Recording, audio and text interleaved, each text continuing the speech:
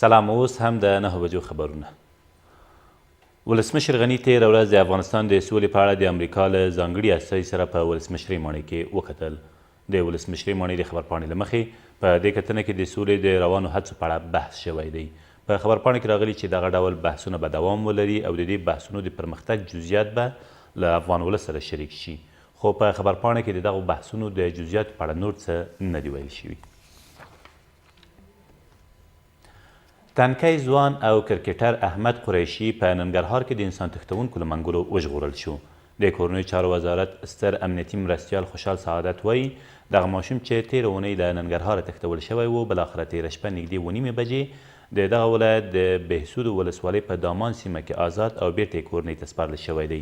د نوموړي په وینا د پیښې عاملین له سیمې تښتېدلي خو خبرداری ورکوي چې د دغې پیښې د عاملینو ترڅنګ هیڅ انسان تښتونکی به بې پوښتنې پاتې نشي.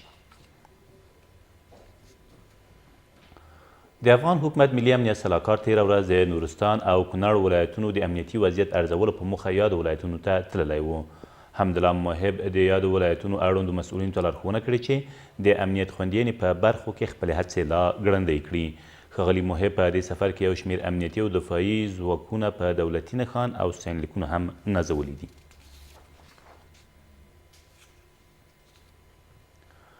دوه طالبان د نیمروز په خاشرود ولسوالۍ کې د افغان او بهرنیو ځواکونو په ګډو عملیاتو کې ووژل شول. د 200 ظفر قل اردو قمندانۍ د رسنیو دفتر مسؤل وایي په دې عملیاتو کې چې تېره ورځ ترسره شوي 10 طالبان ټپیان او یو شمېر وسلې او موټرې هم له منځه وړل شوي دي. سرچینې په دې اړه چې آیا په دې نښتو کې افغان ځواکونو ته زیان اوښتی او که نه څه نه دي ویلي. 2 تنه په ننګرهار کې د نشه یي توکو د لیږد په تور د څارګر ملي ادارې د کارکوونکو له لوري ونیول شول. د ننګرهار د والي ویاند وایي دغه کسان چې عبدالسلام او عبدالرازق نومیږي تېره ورځ د غنیخیل ولسوالۍ د لارې په اوږدو کې نیول شوي دي. د نوموړي په وینا له یادو کسانو څخه باندې 40 کیلوګرامه چرس او یو کورولا موټر هم ترلاسه شوي دي. او په فراه کې د یوې نښتې له امله 26 طالبان وژل شوي او 21 نورې ټپیان دي. دغه نښته 2 شپې مخکې د بکوا ولسوالۍ په شاګي سیمه کې هغه مهال رامنځته شوه چې یادو طالبانو غوښتل د ملي پوځ پر 8م کنډک ډلهییز برید وکړي. د فراه د امنیه قمندانۍ ویان زیاتوي په وژل شویو کسانو کې د یادې ډلې یو پوځي مسؤل او یو شمېر نور قمندانان هم شامل دي. خو په دې اړه چې آیا په دې عملیاتو کې افغان ځواکونو ته زیان اوښتی او که نه څه نه دي ویلي.